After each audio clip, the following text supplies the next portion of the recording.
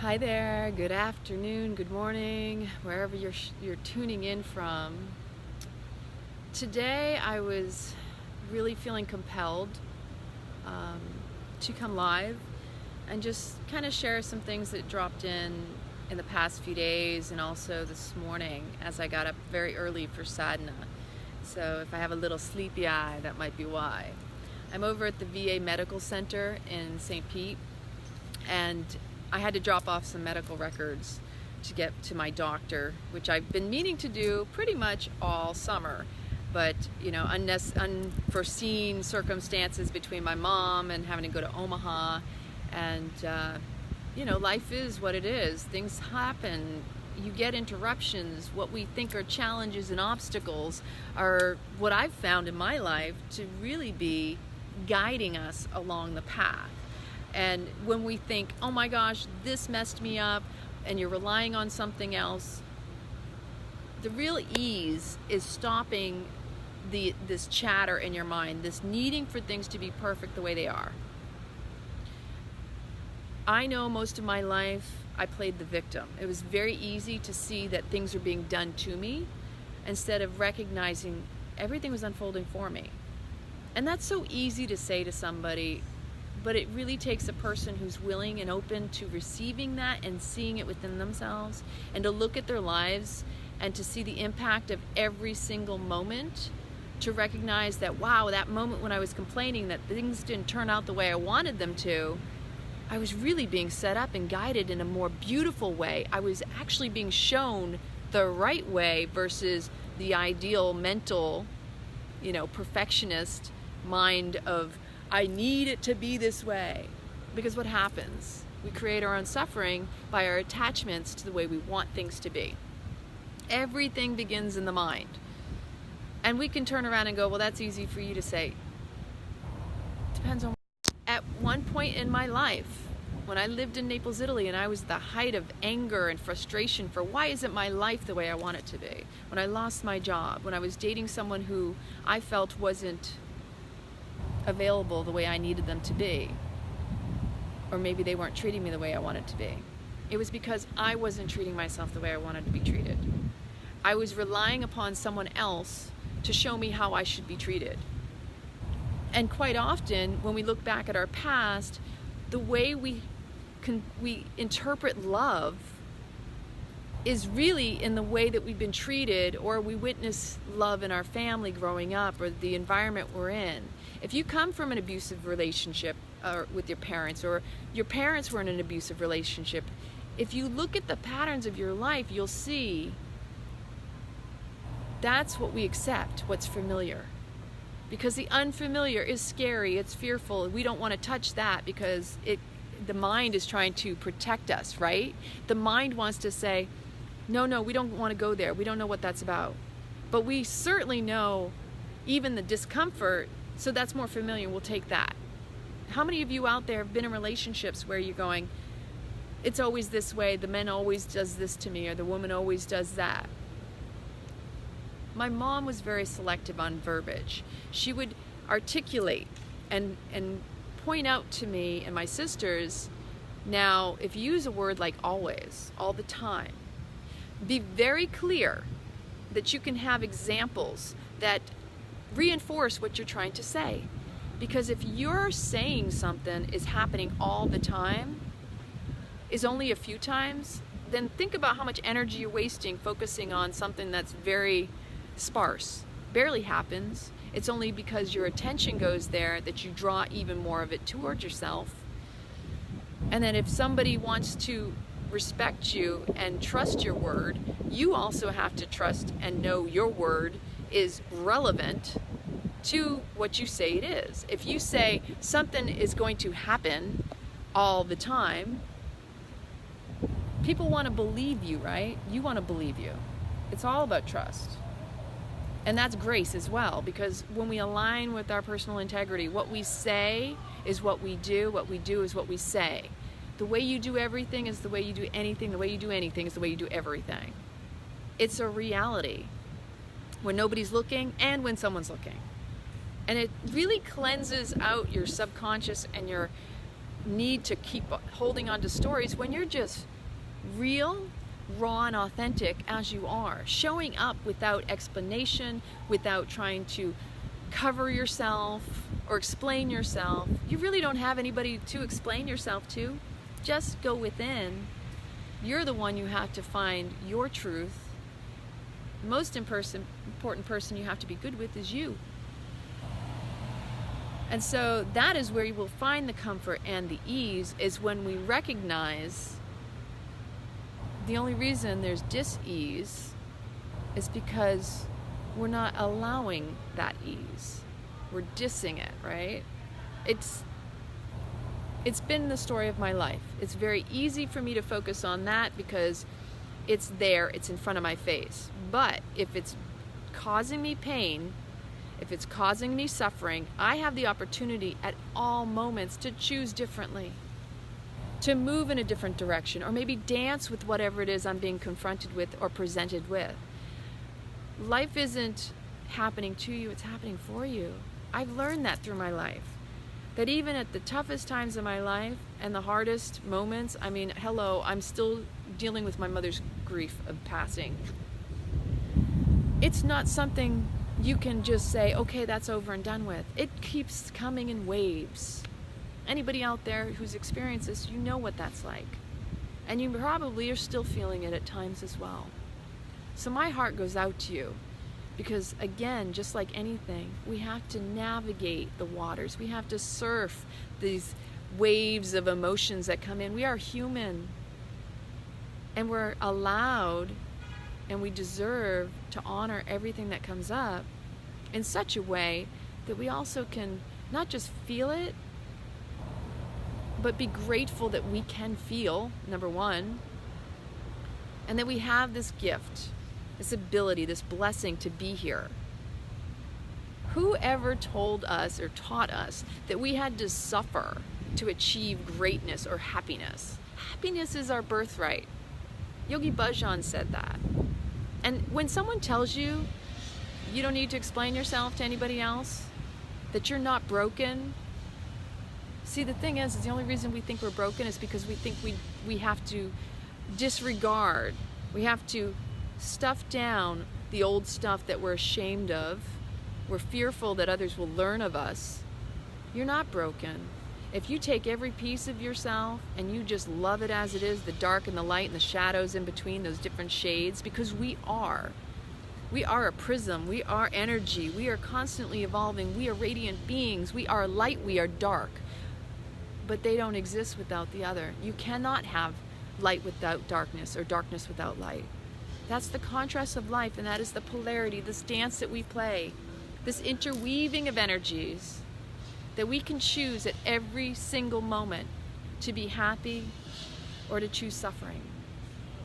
But it's all starting up in here. And when you can lock into it and recognize, oh my gosh, I'm going down that path. If you want to go into a pity party, you want to, cuddle up in your bed and have those moments, do it. Honor that. I do it. I'm honoring it because I'm human. And that gives me that glimmer into this too shall pass. And I'm here now in this, so I don't have to continue to dwell in it, but to feel through it and find my way, be navigated, right? We can't have ease without having felt dis-ease, and vice versa. So everything we experience in this life is just to bring us back to the ultimate source of what is, and the truth of knowing that we are love. Life is really precious. Again, I've said this various times. And how often do we recognize and honor the gift of just being?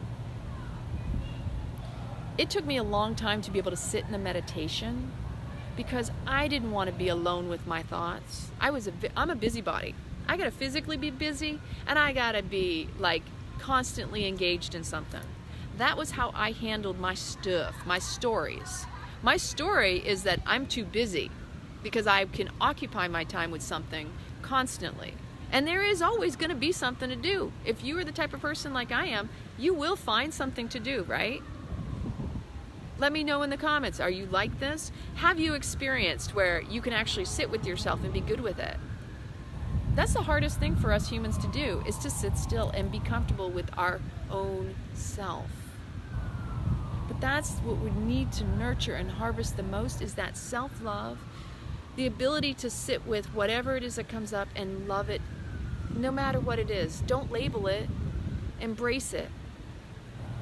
Because it's in the appreciation and the gratitude for all that you've experienced that has brought you to who you are today. And where you're going to be is irrelevant, and so is where you've been, except for to compare in your mind, to discern and go, wow, look at how far I've gone. Look at where I am because of that. But if you're fixated on where you've been and where you're going, how can you be present in the moment? Mindfulness takes awareness of what's going on up in here. And the whole point of sitting in a meditation is to see if you can sit with the crap as well as the goodness. If you're looking for the glimmer of guru wisdom, the only thing you're going to find is you. You can't find that from someone else. You have to be your own wise teacher. We can look at other people, and when we see something we like, that's an aspect of ourselves. Just like if we see something we dislike, makes us feel uncomfortable, and we reject, we're actually rejecting that in ourselves. And that's huge. That in itself is humbling, that when you can turn around and say, you don't like somebody, what is it you don't like about them? Because if you really sit with that, you're gonna find it's something about yourself you dislike. What you don't want to hear from another person is something you don't listen to within you. You know, have you had someone come up to you and try to give you advice, but you reject them, whether it's because you don't respect them or you just don't want to hear it, right? There's different levels to this.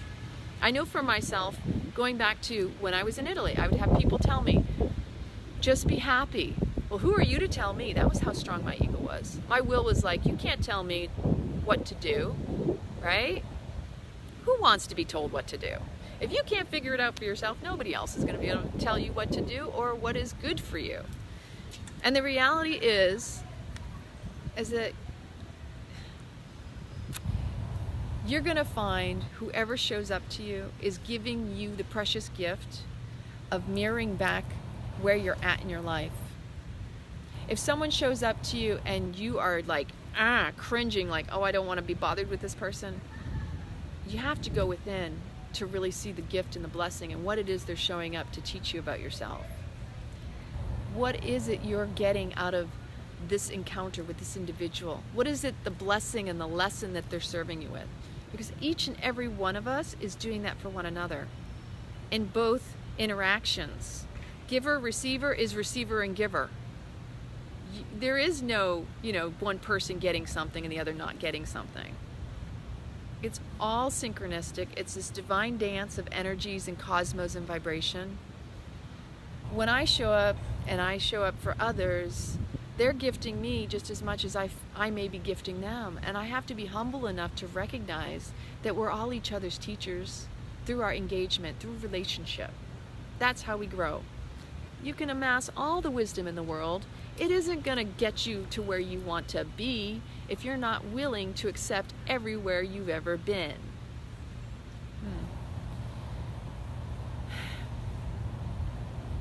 It took me a long time when I was younger to even accept a compliment. Oh, you're so pretty, oh, so beautiful. My response would be like, whatever. I would dismiss it because I didn't believe it. I couldn't accept it because I didn't know how to accept a compliment. Or, do you need help with something? Can I help you? No, that's okay, I got this. Asking for help has always been the difficulty for me because I'm so self-reliant. I don't need someone to do something for me, but it tells you that if I ask you, that's me being vulnerable, authentically courageous enough to ask. And I have a lot more appreciation for myself as a result of having been able to get over those little humps. Looking in the mirror and going, I'm actually really comfortable in my skin now. I'm a lot more comfortable in my skin than I ever was. And I feel like no matter what happens, if things don't work out, the way I expect them to, I know I'm going to be taken care of, and I know everything's going to be all right. Because I see how my life has been, and I know how blessed I've been. I know where I've been, and I know where I am. Gratitude and appreciation, again, this is an expansion of awareness and focus. You're giving energy to what you want to grow. It's like that seed, you know, you have to come out of it. Just like the butterfly, you have to be willing to sit in the discomfort to find the comfort. How difficult is that? It's extremely difficult sometimes. I sit down in my meditation and I'm looking around, I'm like doing whatever. Let's say I'm doing this one. This is to break the mask so you can see your true authentic self. I'm doing this, it's 31 minutes. My shoulders bother me, on my neck, I'm moving my head around, my back is all tight and stiff. Do you meditate? Let me know. Do you go through this? That's human. Man, you know, I'm feeling discomfort in my physical body. What is that telling me about my mind? What does my mind not want to engage with? What is going on deeper within me? Because my mind will want to say, well, we got all these things, and you know, oh, I want to write that down. Oh, I got to remember that. Oh, I got to go and do this. Right? That's not being present. That is jumping ahead. And here's the beauty. The other day I had the most beautiful conversation with some of my yoginis this weekend during teacher training. How many of you have been doing something devoted, dedicated to it? And especially those of you who know what I mean when I say you're doing a daily sadhana for 90 days or 45 days. So Yogi Bhajan said, or 40 days, Yogi Bhajan says in order to create a new habit, you have to do a practice for at least 40 days. Then 90 days, you're going to incorporate it into the cells of your being. And then 120 days, it becomes a part of who you are. And when you master it, that's 1,000 days. All right? And we got a little wind coming around the backside now. It's moving around me, so hopefully you're hearing me clearly. And so, for example, in my life, the beauty of having experienced such profound change with Kundalini yoga, I know when I've done a practice for 90 days, I instantly will notice a shift. Or 120 days, instantly I'll see a shift. In the beginning, I wasn't as aware, or maybe I was like, but I'd see stuff. I'd see things along the way. And you know, dedication and devotion to doing something consistent, creating that habit, that in itself can be the challenge. Making the choice to do it can be the challenge. But when you show up and you do it, let me tell you, magic happens. Don't let the mind try to talk you out of it. How many of you have had this happen? You're like, well, I'm doing this, and I've been doing this, and it's just not working. I must not need to do it. Guess what? That's your ego, that's your mind, trying to trick you out of believing that you're even making any progress. Progress is happening around you all the time. If you keep focus, if you keep attention on where you want to be, you feel it in the moment like you're there. And that's a practice even athletes take. You know, Olympians, they practice focusing on crossing the finish line, being already the winner. They're already there. They do that daily, maybe several times a day. I've read several things about this and been like, well, see, they know exactly what it is about appreciation, gratitude, being in the moment, feeling it fully, feeling it like you're already doing it, like you've already done it. This is something we can all learn from. But if we're stuck in our suffering, if we're stuck in our pain, what do you think you're going to continue to feel? I know me. I choose happiness. I choose ease because I've lived way too much in my past, in my traumas, in my stories. I don't have time for drama, right? Drama creates trauma. We are sentient, loving beings. We came to this earth to return to a place where we weren't choosing the suffering, the hard way to do things. I gotta push through this. Well, there's certain times it may feel uncomfortable. The pushing through should be through something that has been holding you back, not through something that is causing you harm. There's a huge disparity between the two, and you have to learn to discern what works for you and what works against you.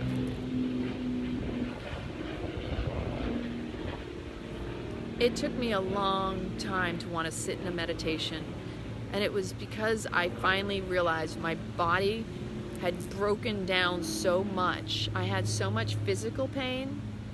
It was time for me to work on what is causing this. What is the root of all of this? And if I couldn't sit with myself, who else could? If you can't be with yourself, if you're not comfortable with yourself, what makes you think other people are going to be comfortable with you, right? You know, be the change you want to be, you want to see in the world, all that stuff is relevant. If you're not working on yourself, how are you going to inspire others? How are you going to uplift others? How are you going to take care of and be supportive of others if you're not doing it for yourself? And then vice versa. You want others to show up to you in such a way that you feel supported and also appreciated. Well, you got to do it for yourself first, and that was my biggest lesson.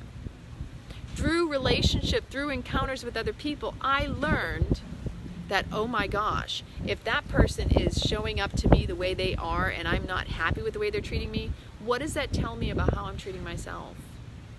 That was a huge eye-opener. And let me tell you, when I shifted, when I chose to work on me, when I chose to show up for me, I also noticed those relationships significantly changed, and it cultivated and harvested my own self-love, but also the respect of the other person and the treatment changing for both of us. I had more respect and they had more respect toward one another. Again, we can choose. Life is about choosing. It's all choices. And you can't have this or that and expect this or that to make you happy, but to be happy with just the experience, the journey. Because we can say, I'm going to be happy when this happens, but you're reliant. That's a dependency. You're depending on that to make you happy. If you're not already happy right here in this moment, how is anything else going to make you happy? I used to think that too. I was going to, have the great job, the career, the professionalism. I was making great money. I was living in a foreign country. I felt wonderful, but I was so unhappy because I wasn't being in my authentic self. I wasn't fully aligned with my being, my soul. I was working a job that I was unhappy with, I was dissatisfied with, and it drained me. It burned out my adrenals. It reduced my quality of living on the outside. And so I had to make major changes. But the major changes were made for me first. First, I had to be removed from my job in order for me to recognize, OMG. I fought it. The resistance only caused more suffering and more pain. But the moment I embraced and said, okay, well, there's nothing more I can do about it, my life came back to here where I'm at now. But it took conscious choice to go within, and that was a very long, and I'm still on that journey because I don't expect I'll ever be off that journey. I think you can always get happier. You can always feel freer, more alive, more aware, more awake, right? Feeling the senses fully.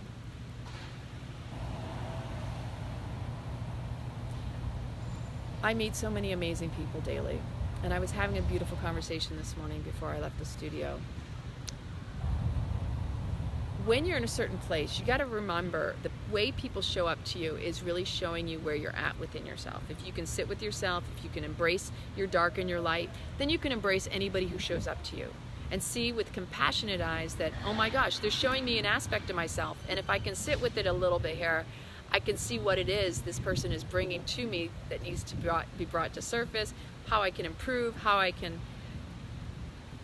heal whatever it is that is still unhealed. And also the beauty of how when you're in a certain place in your life, you start to notice that it's fewer and far between the negative people that show up into your life. In fact, you start to feel like everybody who shows up to your life is amazing and beautiful and contributing to more of your happiness and joy, right? That's how I feel. I don't feel like there's anybody who really shows up to me anymore that makes me feel unhappy. Once in a while it happens, but I also check myself. I go, where am I at right now? How did I draw that into myself? And that happens because we have to keep our mind clear. We have to keep our awareness focused, pristine, and just really like fine-tune that. Get in on it. Hone on what is it that your main focus in your brain is just going in that crazy tailspin. I say the crazy figure eight, chasing the cat's tail kind of deal. Because wherever our track is going, the story that keeps replaying, that's what we're living.